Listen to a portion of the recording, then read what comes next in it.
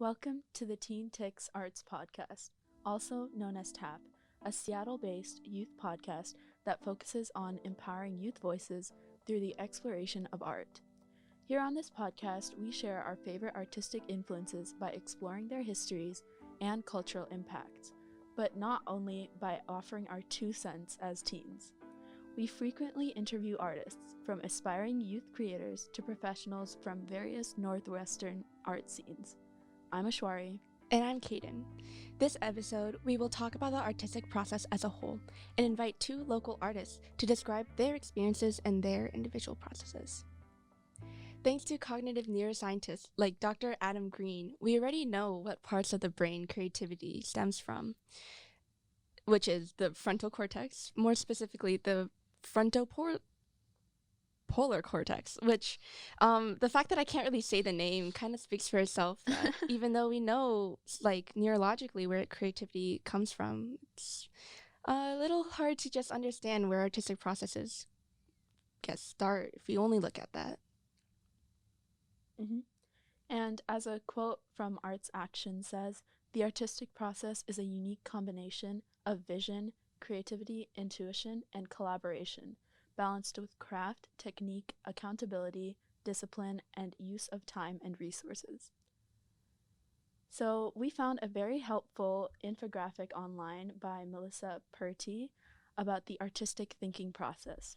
And I think that it explains it very well. So she begins with inspiration, which includes themes, media, process, experience, guiding questions, and new skills. She then goes to stage 2, which is development, which includes plan, research, sketch, list, experiment, find resource images, visual journal, mind map, modeling and brainstorming, as well as practicing and demonstration. I feel like,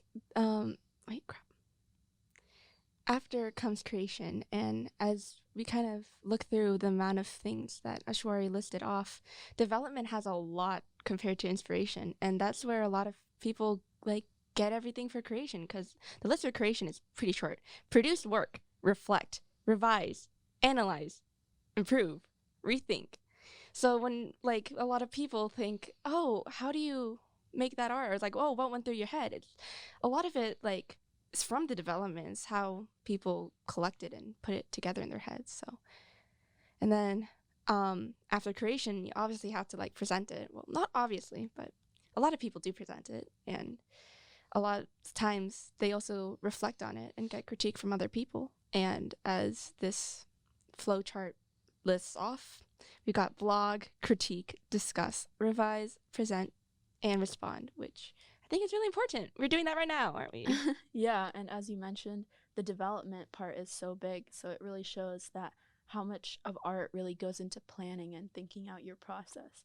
And that's why I think the artistic process is so important in the grand scheme of any project. Really, just the development's what makes it beautiful, isn't it? Definitely. Yay. Next up is Alex Stone, bassist, beatboxer, songwriter, manager, and member of the upcoming band Me and Who. For what he lacks in chemistry class, he makes up with his passion and dedication to the arts. Alex has been playing and writing music probably before he could tie his own shoes. Thanks for being our guest today and coming into the studio. Yeah, thanks so much for having me. I really appreciate it. Yeah, no problem. So, I'm just gonna ask you a couple questions. Sweet. I'm sorry, wait. Thanks for being our guest today, Alex, and coming into the studio with us. Hell yeah. Yeah. So, what would you say is the most rewarding part about being a musician? Definitely being able to play shows, see your audience, and just enjoying showing your art to a group of people. And it's a lot of fun. So I've introduced you as a bassist, but I know that you've played other instruments before. What basic led you to stick with the bass? I definitely like the unique sound, being able to stick out in a mix. It's really important to the structure of the music. And I also I don't always like being the center of the audience's attention, being able to like be in the background is just something I enjoy. Mm. Would you say that like this awareness of what kind of sounds blend the best with each other like helps when you write some music for the band? Oh, for sure. Like thinking about other people's parts is important to my process. Mm. But I mostly will just like write a song on the guitar first, and then I'll start working in other people's parts. Sometimes they'll write their own parts, or I'll just write everybody's parts. It's pretty cool. How do you like decide which parts you're gonna write for each member, especially because like it's a song, and do you kind of think about who's gonna sound the best or which lyrics like maybe they would like to sing or? Oh, it's more like I wrote this song like I was gonna sing it, and then other people would just pick up the lyrics. And I don't write the song like thinking about like the people playing the parts. I think about how like the notes work with each other. Like, will this bass part sound good with this drum part? Stuff like that. And so It's pretty thoughtful because then it like all blends well together and stuff. yeah. Where do you usually start when you write your lyrics? Because you mentioned that you usually like write the lyrics as if you're gonna sing them yourself. Sometimes I write them about experiences. So after like a long night or something like that, you can come home, just play the guitar, and just kind of like just like explode your thoughts onto like a piece of paper, and it's like really cathartic, and it's just like a good way to like have an outlet for creativity and like all your like emotions. Get some genuine like lyrics and stuff. That's so. What would you say are some other like notable or like more personal parts of your process? Do you usually mainly just like write down your feelings in lyrics, or do you like sometimes record yourself while doing that? Because I could imagine like especially if it was like a long day and it was tiring, like feels like a lot of work to write it down, you know? Sometimes I literally just have like tons of like voice memos, and I'll just record them in my phone and come back to them later. So like a little like I guess audio like diary or something like that. So sometimes I'll just go back through and listen and think like, wow, like I really thought this was good or something like that. Oh, I mean, like you get some really good stuff out of it, right? Even if you don't like what you did like hear afterwards, but yeah, and it's like a good way like share your ideas. You can just send that over to like your homies and be like, hey man, is this cool? And sometimes it's not, but sometimes it's really cool, and they're able to like tell you like give you like criticism, like maybe change this chord or something like that. yeah, it's always like great to like hear feedback from other people. Would you say that like when you write your lyrics, you have like a lot of people look over them, or is it like sorry. Actually, I actually really hate singing in front of groups of people. Oh, really? So it's like I just actually started singing in my band. Like normally I just write it and then our singer would sing it, so that was like a pretty big step. But it was hard. Like just performing it in front of my band was tough. So I'm getting to like to be more comfortable performing in front of people, and that's been an interesting process, especially like they'll be like our singer will be like, oh yeah, and Alex wrote this song, and then I get home and my mom like grills me. They're like, what were you thinking? Yeah, that's pretty funny. But I applaud you for like getting yourself out there and singing yourself, because like especially if they're like really deep feelings that you're writing down and recording and stuff, that's like really brave and admirable, honestly. So I hope you have a lot of success with your own singing career. Thanks. We were talking a lot of positive things, so we gotta balance it out a bit. So what do you do when you create art that you're not satisfied with? So like I know I was saying earlier, but like we were talking about your kind of voice diary, and you mentioned that some of them you weren't the most proud about, but what do you do after that, and can you even call things like a fail? Oh, definitely. For every good song I write, there's probably like 13 really really bad songs. And I think as a singer, you're not always able to figure out which song is good and bad because you have a different perspective. So, especially when you're releasing music, you never really know like what people are gonna like. So I guess having to trust my gut and think like this, I like this. This is, I think this is good, and That's this a is objectively bad. There's a lot like there's a lot of that, but there's sometimes you're like you have to just trust yourself and know that like I'm happy with this work. But there's a lot of failure too. I'm glad that even though you like are aware and admit that a lot of your art maybe isn't the best, but I'm glad you still have like confidence in what you make, because I feel like that's what like holds back a lot of youth artists, don't you think?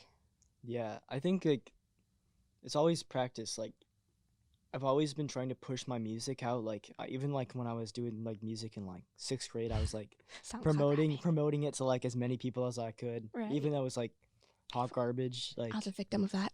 yeah, I was like, hey, you have a computer, right? Follow me. Like Yeah. I thought like that was actually really, really good though, because that's something that I know like I wouldn't have done that in sixth grade. And even though I did kind of find it annoying, I was like, this guy's going places. This guy's going places. He's putting himself out there. So yeah, I was like walking up to ring doorbells, like, hey man, follow me, dude. it's like, you have a computer, right? In that office, I see that through the window. Yeah. When you write like your lyrics and stuff, going back to the lyrics and stuff, do you think it's important to like send a message through what you're singing or writing, I guess? Is that like something that you think is really important, or does it just like come naturally afterwards? I think like there's definitely like you want to like have a message. Like if you have a platform, you should like say something, but it doesn't always come naturally. You Right. sometimes you'll be like, all right, I want to make a song about like I don't know, for an example, like why I hate cats or something, and you have to sit down and you're like think you like about like cats? how much you hate cats. Yeah. Nah, just kidding. I like cats, but sometimes you'll just like be like jamming out with your friends and you'll just like start like making stuff up on the spot, and then sometimes it'll be like be fire. But what is it? Yeah, sometimes it'll just be fire. But I know a lot of people. I think I was watching like an interview with an artist, and they were like, "Yeah, I was in the studio with my friend. We were just singing, and then he's like, I didn't even know what I said there." And I came back, and he's like, I think the lyric was like, "Everything looks better with a view," and he's like, I don't know what that meant. It just rhymed, but then I came up with a meaning for it later. Yeah. Do you think like you're willing to share your meaning you came up for your name, like your band name, Oh, after you made it? Because I think it's a really cool name. It's like me and who? Who's the who? I know me is me. Me is you. So it's actually like a running joke between my band. We just say something like weird, be like, and then um we'd say something weird. So I'm trying to think of like an appropriate example. Um, but for the example, it'd be like, guys, who wants to get food with me? And then they'd be like, me and who? And then one night, my friend's like driving home from my house, and we called him. We're like, dude, we came up with a band name, and we've been coming up with names for like months, and they're all Right. like, they'd all been pretty bad. Hmm. But at this point, we were like, we just need a name, so we just decided that. And then we realized like, me and who, the who is like an everlasting chase for like your destiny, and I don't know. We just like made something up that sounded cool. That's like, even though like it started as a joke, like I think that's what keeps it extremely like personal and ties your band together, honestly. Yeah. 'Cause those inside jokes sometimes like are the core. So, kind of to wrap up our interview, do you have any advice or suggestions to like new musicians or younger teens that want to get into the music, just like lyric writing stuff? Sorry. Dude, do not wait. Dude, just put it out. It doesn't matter. Even ring Like- doorbells? Dude, you just put it out to the world. Like there's somebody in the world who wants to hear you, and if you wait, like no, they're not gonna be able to hear it. And there's a place for your music for sure. Right. Even in like places you can't even think about, right? No, like I was going crazy on Vietnam Facebook, and like I had no idea. Like Wasn't it like years after you posted it too? I don't know, but there's just like even if you think it's maybe like not amazing, it you don't lose anything by putting it out. Like, let yourself be heard, for sure. I think that's a really good message to end it off with, especially after going through like your experiences, putting yourself out there from a younger age, and it's gotten you pretty far. It's gonna get you further. So, Yeah, for sure. how can we support you and your band, Alex? So you can go follow us on Instagram at me.and.who.band. Go drop us like a follow. We have post all our upcoming shows there. If you're around the area, you should definitely go to their shows. They're pretty cool. They're really Yeah, cool. I've been saying cool a lot. This is really cool. They're really come colorful. with your elbow pads. Just have like it's a fun. And then you can also we're gonna drop our original music really soon. You can go stream that, and it means a lot. Just any support helps, for sure. Thank you so much for coming onto the Teen Kickstart podcast with us again. Yeah, thanks for having me, guys. Today I'm here with a very special guest, Satpreet Kahlon. She's a Punjabi-born artist who received her master's in sculpture from Rhode Island School of Design and currently has a solo exhibit at the Bellevue Arts Museum, where she won the Biennial Curatorial Excellence Award in 2022. She was also named one of the most influential people in Seattle by Seattle Magazine in 2019 for her work in co-founding and running an Indigenous arts organization that supports 400 artists. Hi, thank you so much for joining. Yeah, thanks for having me. Yeah, of course. All right, so to start with some questions, what would you say is your most, well, I guess, what would you say inspires you the most when you start creating art? I feel like I'm really inspired by my own lived experience. Like, that's where I start, right? Because that's the thing that comes most naturally to us. So like my first maybe pieces I made were like started with journal writing that I did in high school, and really working with that. So that was like a natural medium for me to start with. And then I started kind of playing with like artist books as an expansion because it was like a familiar medium. It was like, okay, this is like writing, but it's also art. And it started to become kind of sculptural. And so that's always kind of been the basis of my work, is like starting with my own lived experience and then seeing where different systemic and political issues intersect with how I am treated in the world or move through the world. And also, like, I'm really interested in hope and joy and thinking about, I think the role of an artist is to imagine new futures. And so how can I contribute to that conversation in a generative way? Oh, yeah, definitely. So kind of leading from that, would you say that your personal experiences, like you mentioned, play like a very central part in your art? Yeah, totally. I think for me, it's like I think a lot about working class people. I think about immigration. I think about women's issues. I think a lot about Indigenous values, obviously, which is really inspired by the work that I did for 7 years and being in a lot of different Indigenous and Native communities here in the Pacific Northwest. And I also think about just like my own really personal stuff, which is like my own trauma and things that I've gone through in my life. Definitely. So what drew you to the medium that you primarily work in today? Yeah, I'm not really sure. I think it's just like an impulse that I had. I've never been much of a drawer or painter. Like, there's so many artists that I've met. I feel like 90% of the artists I've met in my life, and I've met a lot of artists because that's what I do, are like, oh yeah, I was always drawing. And I think for a long time growing up, I didn't think I was an artist because I didn't draw.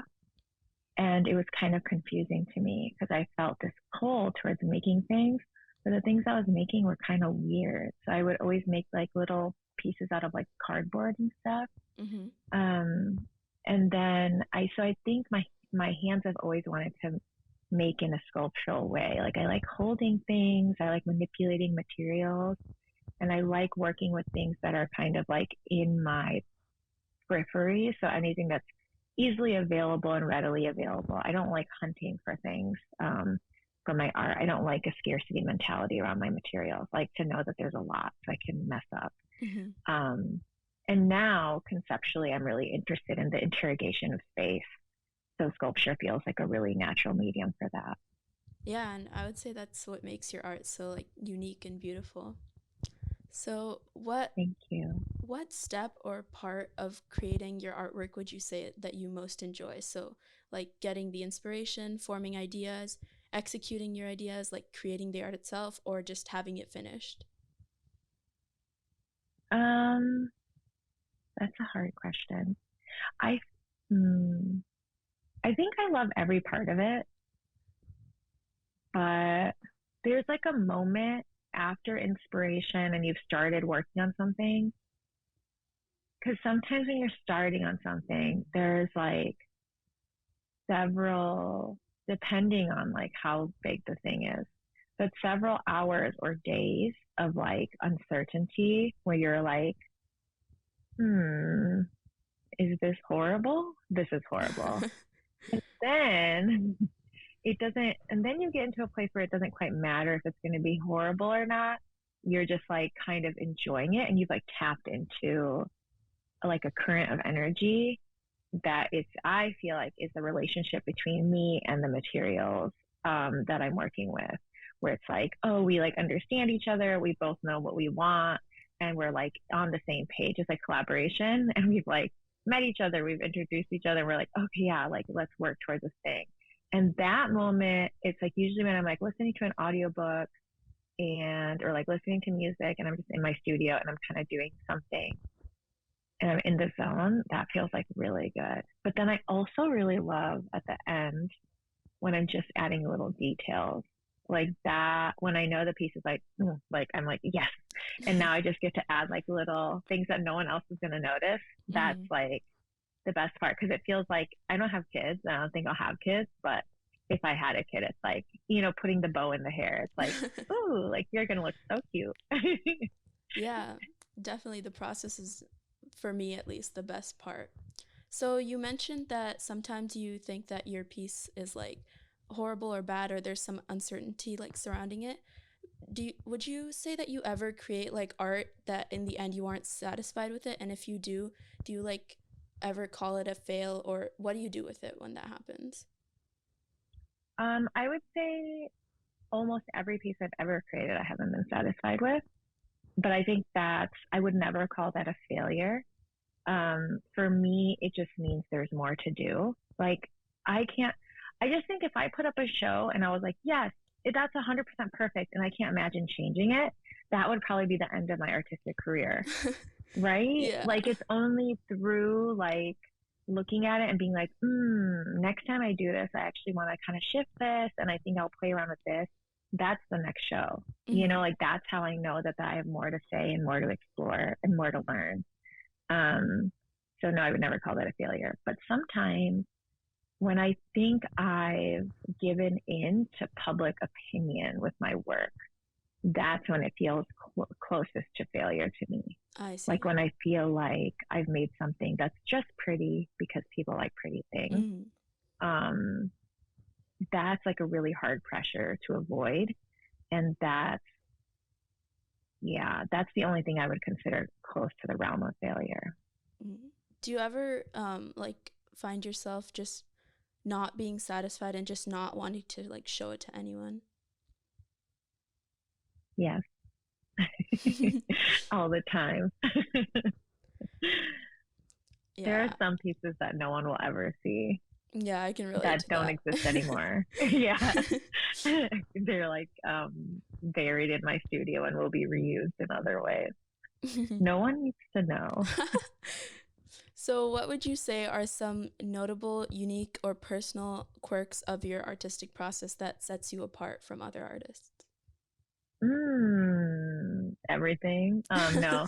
But I do think that the way I'm working with materials and responding to materials is, I wish I could meet more artists who are treating materiality and waste the way I am, where like I really do try not to generate trash at all. I try to pull most of my materials from trash. I think very conscientiously about the history of every material that I'm working with and where it comes from.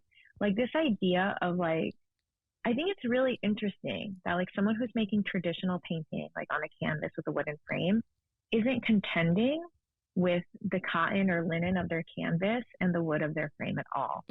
Right? It's like a blank canvas. I'm like, what does that mean? Like, what is a blank canvas? Is it possible for a surface or a material to ever be neutral? I don't think so. And so if you're not contending with the history and sort of global connotations and local connotations of the materials that you're working with, I think that's a lack of rigor on the part of an artist.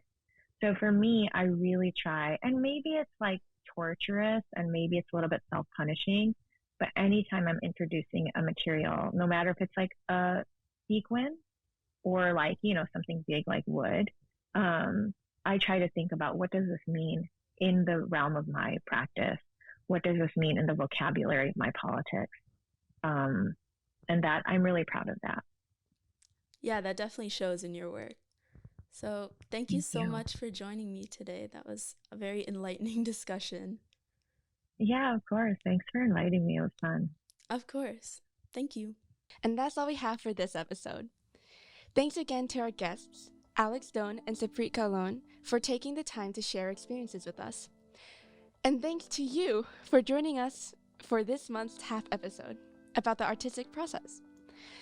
Special thanks to everyone behind the scenes who helped make this happen, especially the Vera Project for letting us record here, and Ground Zero Radio for their help for producing TAF. I don't think I could have done this without Moz, or anyone else. Join us next month when we talk about another artistic inspiration of one of the other TAF hosts.